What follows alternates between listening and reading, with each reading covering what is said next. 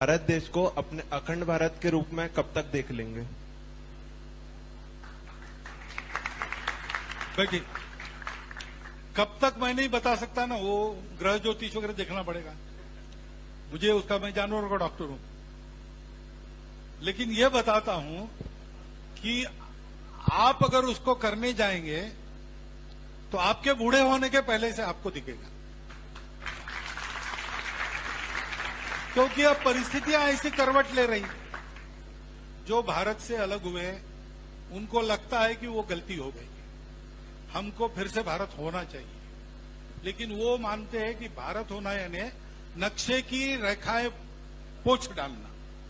ऐसा नहीं है, केवल उससे नहीं होगा। भारत होना यानी भारत के स्वभाव को स्वीकार करना। वो स्वभाव मंजूर नहीं था, इसलिए भारत का विखंडन हुआ है। वो स्वभाव जब आ जाएगा तब कुछ बदलना नहीं पड़ेगा, सारा भारत एक हो जाएगा। तो अपने जीवन से सब पड़ोसी देशों को ये सिखाना, ये काम हमको करना पड़ेगा और हम कर रहे हैं। हम मालदीव को पानी पहुंचाते हैं, श्रीलंका को पैसा पहुंचाते हैं, नेपाल में भूचाल में मदद पहुंचाते हैं, बांग्लादेश को मदद, सबको मदद कर रहे हैं और ये बताकर कर रहे हैं। उनको भी मालूम है। सार्क का अध्यक्ष बनते समय प्रेमदासा का भाषण मैंने सुना है, वो 1992 की बात है, 92-93 की। उन्होंने कहा कि दुनिया के बड़े देश छोटे देशों को निगलते हैं, इसलिए हमको सावधान रहकर हम सब लोगों को एक होना चाहिए।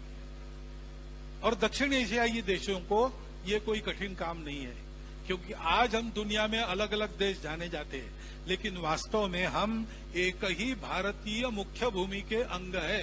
I am quoting him, he spoke in English. मैं हिंदी में आपको भाषांतर, अक्षरशः भाषांतर करता। हम एक ही मुख्य भारत भूमि के अंग रहे हैं, ये उन्होंने कहा है।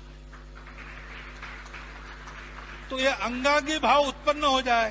भारत मेरी माता है, मैं उसका भक्त हूं, हमारे पूर्वज समान है ही, और हमारी वैल्यूज जिसके आधार पर संस्कृति बनती है वो सर्वत्र